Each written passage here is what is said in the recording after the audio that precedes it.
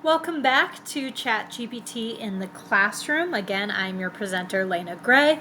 I hope all of you got the time to explore ChatGPT and come up with some cool lessons for the upcoming school year, maybe rework a couple of assignments or assessments moving forward, and find some really fun ways to engage your students in ways that you might not have thought of previously. That's really our goal here.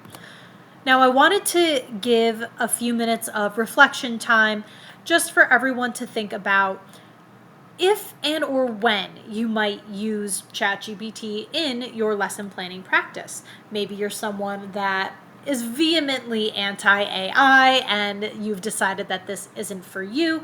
Maybe you're someone that never understood how much AI could assist you in your lesson planning. But I would like everyone to take just 5 minutes to really pause and reflect and think about how you might use this in your practice moving forward. And if you're with us virtually, just pause for a few minutes and have your own moment of reflection before you move on.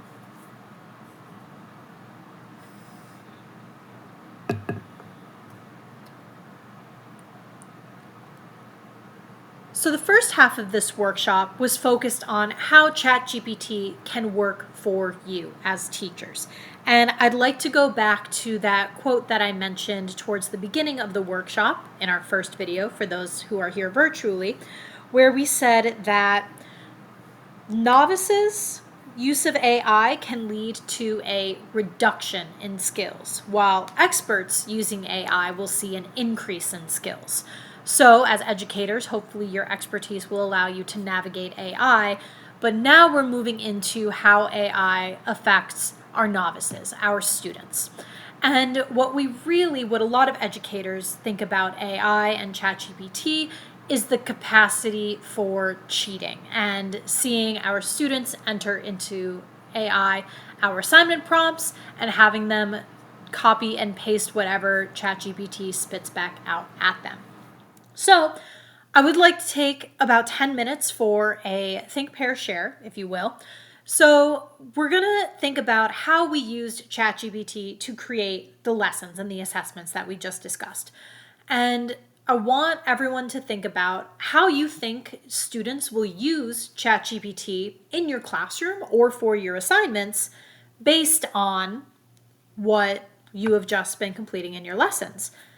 And going a step further than that, how do we stop them from simply using ChatGPT to do the work for them?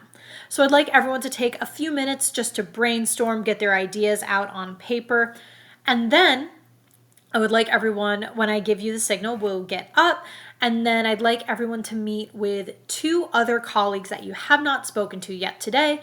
These can be in either departments that you don't see very often, friends from other departments, etc., and talk through your thoughts for about 5 minutes. Then we'll come back together as a large group and discuss some of the ideas that you have been talking about.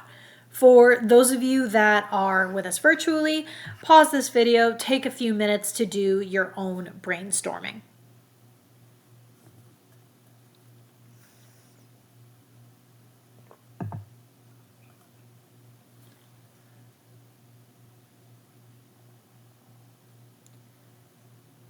So, now that everyone has had the chance to develop their own ideas, come up with their own concepts, I have about 10 tips to share about how to, what we're going to call AI-proof assignments.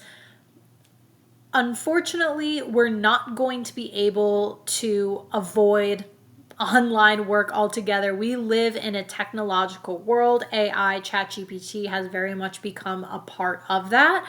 So some of these tips will be geared towards accepting and possibly incorporating ChatGPT to an extent. And then others will focus more on how we can change our assignments and assessments to really focus on what students are learning and on developing their critical thinking skills and understanding rather than simply product output, although that will be important as we keep going. So for those of you that worked with us virtually, as you go through, See if any of the tips that are on the screen today are ones that you came up with yourself, and see if any of them are brand new to you and how you might incorporate them. So for our first few tips, my first one is the one that I wanted to get a jump start on with everyone today. We have to talk about AI with our students. If we ignore it, it's not going to go away. There are so many different types. Kids using Snapchat have their AI bots that they ask for help with homework. It's better for us to get ahead of the problem and have a conversation with students about AI and ChatGPT. They know that we're aware of it, and then we can put guidelines in place. Which leads us to tip number 2, deciding what counts as ethical AI use in the classroom. Now, some teachers may say you may not use ChatGPT whatsoever. That is completely out of bounds. And that's okay. But the students need to know that. There might be some teachers that say you can use AI as a spell check. You can use AI to come up with ideas. Make sure that those expectations are laid out and made very clear, and that you have the appropriate consequences for if students are not following those expectations. Again, you may still have students that do break those rules, but hopefully when expectations are clear, students know what they can and cannot do in the classroom. Looking at actual assignments and assessments, the first major tip that I can give is to get specific with your assessments. For example, let's say that you want to assign an essay. Really think about, what are you assessing? Is it specific skills done through writing? Is it content knowledge that the kids need to know? And are there ways that we can ensure that we can incorporate that into the assessments that are not just focused on the end product? So ensuring that kids know precisely what is being assessed so that they know what they need to be bringing to the table in terms of their critical thinking skills. I'm going to skip ahead one because I think that this is important enough. Part of getting specific, and another element to that, will be focusing on the process. So if you have a larger project like an essay or just a major project, break it into smaller tasks. This will allow you to see better student understanding. It will engage them more in the task as well. And it's also a lot harder for students to use ChatGPT to cheat if you have specific smaller tasks that they are completing. If you have a graphic organizer that they need to fill out, it's a lot harder for them to get information on that from ChatGPT, as we've talked about with the hallucination. That's a whole issue. Versus if you just ask them for an essay and then they spit out the prompt. Going back to the multimodal assessments, ChatGPT cannot blend different types of media. We've seen AI generated images and videos. Those are becoming more and more common. But what ChatGPT cannot do is combine images with writing or videos with writing. So if we create multimodal assessments where kids have to do a variety of different activities or elements and have them blended together, that is also going to make it much harder for students to just use ChatGPT to get their final product out the gate. For more tips, another good tip for AI proofing our assignments is making it personal. The more that we can get kids invested and interested in these assignments, they're going to want to do the work and want to do the research rather than just allow AI to spit out anything else. You can also, by having personal stakes in the research, make things harder to replicate through AI. If you're asking them to relate to their own lives or their own experiences, that's much harder for ChatGPT to do than it is for the kids to do. Another point might be to think about what needs to be taught versus what needs to be assessed. Many times, especially as a social studies teacher, when we are assigning research projects, there are background pieces of information and knowledge that the kids need to know. Is it worth having students possibly just ChatGPT look up the basic background information, or those pieces of information, should those be directly taught and have the kids focus on the more niche parts of the project as their research? Another tip, and this goes back to our conversations about AI, show your students how AI works or doesn't work in your classroom. Show the weaknesses in the product of AI and how teachers can spot that it's going to be used. Show them what it means when AI hallucinates their sources, or show them how AI really does not analyze writing well. And that should hopefully discourage students from immediately using AI to complete their assignments in the future. Another option for AI proofing assignments is to create live assessments. So for example, you might have a discussion-based assignment that you are completing in class where kids need to be speaking and discussing in real time to show their understanding rather than writing things outside of class. You might also, and this is giving up class time, but use in-class time to complete these assignments and assessments as well. While kids still could possibly use ChatGPT, it's a lot less likely for them to work on it in school versus out of school, particularly because this year with the with the bell-to-bell ban on cell phones, they've only got their tablets or their iPads. So that should be a little bit easier. And then finally, and this is really for the teacher that plans to allow a little bit more AI than most, teach your kids to cite when AI is being used. One of the major things that we talk about in schools is academic dishonesty. So thinking about giving authors credit versus showing how we think, following our thought process. Teach your students to be honest and transparent about when they are using AI. So tell if your student got stuck on something and they used AI to help them move forward, teach them how you want that cited in their end product. And then that way you can see, okay, this is what the student is using, and then this is what is being used with ChatGPT. Again, that's probably for the most lenient of our teachers who plan on using ChatGPT. So I would like everyone to try this out. For those of us in person, I would like you to pick out one of your first assessments or assignments of the school year, one that you plan on using technology for. Obviously, one of our biggest tips could be everything is pen to paper now.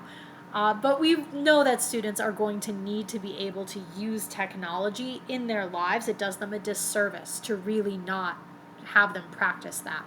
So pick out one of your first assessments or assignments of the school year. Maybe it's one of the ones that you just created with ChatGPT, and try applying at least one of the tips that we have just reviewed in order to render this assignment AI proof. Maybe you use one, maybe you use multiple. How are you going to do this? If you are struggling, please ask for help. Run it by one of your colleagues. I will be walking around to be of assistance. And then those of you that are virtual, please take a moment to pause this video and take the time to try this out yourself. We're going to do this for about 15 more minutes.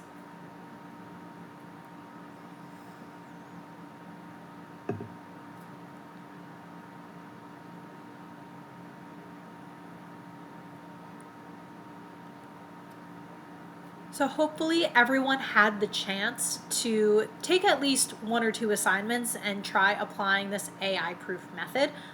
Obviously, nothing is going to be 100%. The kids that are going to use AI to cheat no matter what, you'll still have a couple of those. But hopefully what this helps in your practice and what helps kids understand is that the emphasis is on learning, on critical thinking, not just spitting out a product at the end of it. Obviously, we want our kids to be good writers and to create good products, but the process is really what's important here as we move forward. So I have a few resources for everyone as we wrap up this workshop. There is an evaluation piece. If you could give me some feedback and let me know how I am doing on this particular workshop, please use the QR code that is located in the resource playlist to give me some feedback. I'm happy to hear any improvements that you have to suggest for me. I also have a few resources that not only will be sent out via email to anyone who attended in person, but will also be linked in the description of this video as well. So the narration link will be sent out to all of our in-person folks as well so that you have access. There is also a starter notes PDF. Those of you that are interested in teaching kids about AI, this set of notes is meant as a first draft and to help you jumpstart a conversation on when kids should be using AI in the classroom, when it is ethical, etc. Feel free, this is my permission, to take those notes, edit, change them, do whatever you want. It's just some basic information to help you get started. I also have an AI-proof assignments checklist that is free for you folks to use as well. Just the basics of what we talked about today and just something to help you look back on and see if you're using those with all of your different assignments. I also have a list of further readings and resources so we can, for everyone to see here. And then this PowerPoint, which will be sent out if we go through the link over this way, all of these are available here. So we have our set of starter notes. Forgive me while this loads. Again, you can download, edit as appropriate. Everything is fair game. So the AI proofing checklist, so going by category, expectations, content, types of assignments. You can use these as necessary. And then finally, for further assistance, we've got some resources here. All of these links are live and should be able to access as well.